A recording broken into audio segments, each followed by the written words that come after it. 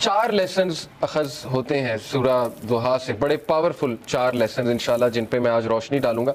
سب سے پہلے یہ پہلی 4-5 آیتیں سامنے رکھتے ہیں اور پہلے لیسن کو ہم سامنے رکھتے ہیں.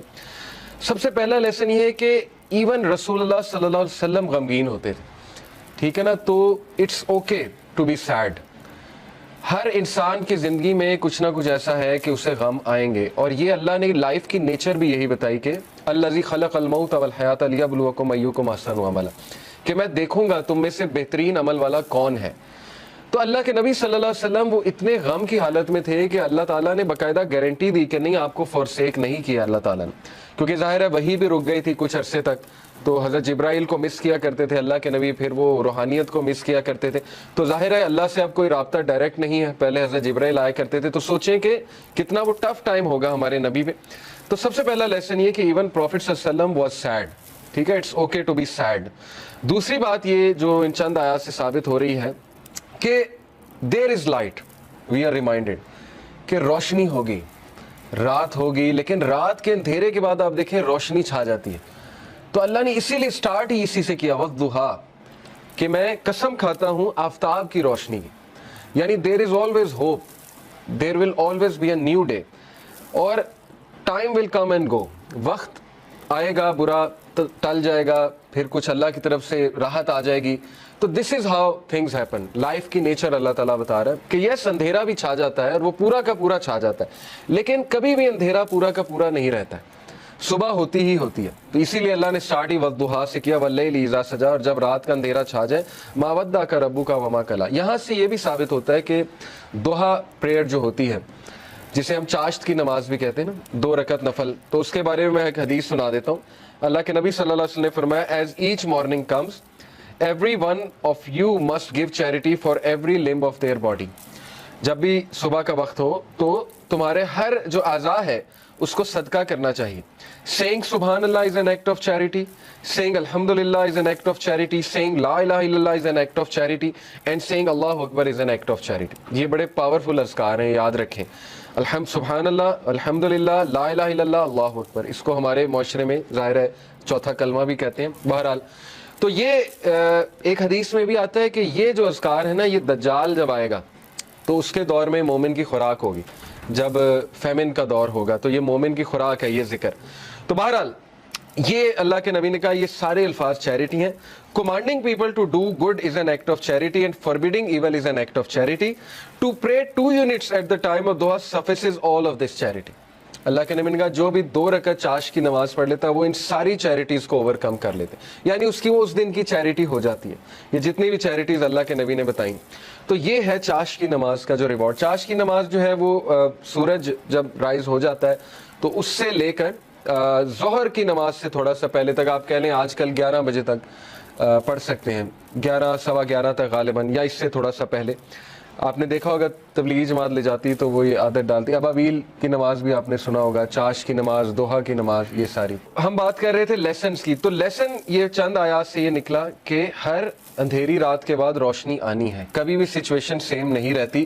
تو مومن کو کبھی بھی ہوپ لیس نہیں ہونا چاہیے کسی بھی سچویشن کے بارے میں. ہوپ ہی ایک ایسی چیز ہے نا جو انسان کو زندہ رکھتی ہے, ہوپ ہی ایک ایسی چیز ہے جو انسان کو ہیلدی رکھتی ہے.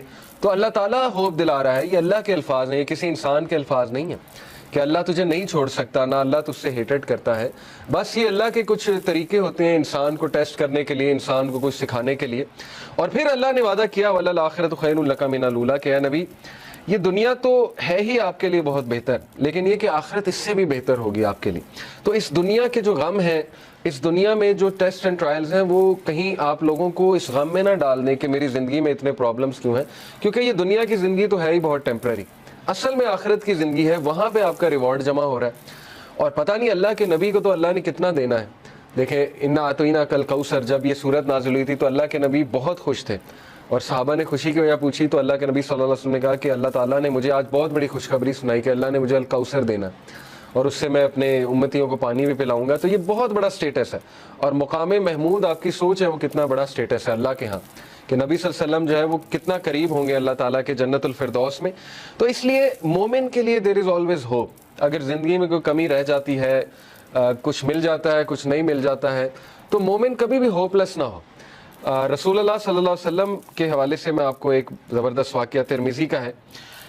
It is recorded by Imam Ahmad bin Hanbal that Abdullah bin Mas'ud said the messenger of Allah was lying down on a straw mat and it left marks on his side. चटाई पे जैसे हम लेटते हैं ना तो कुछ निशानात पड़ जाते हैं, तो अल्लाह के नबी सल्लल्लाहु अलैहि वसल्लम के यहाँ कुछ निशानात पड़ गए उस मैट के. Then when he woke up he began to rub his side. So I said, Abdullah बिन मसूद ने कहा, या रसूलल्लाह, will you allow us to spread something soft over this straw mat? अल्लाह के नबी अगर आप हुक्म करें तो यहाँ पे मैं कुछ सॉफ्ट बिछा दूँ. अब वो ज़ाहिर है केयर करते थे साहबा अल्लाह के नबी की. He said, I have nothing to do this world with this world. मेरा इस दुनिया से क्या लेना देना. The parable of me and this world is like a rider who rests in the shade of a tree, then he passes on and leaves it.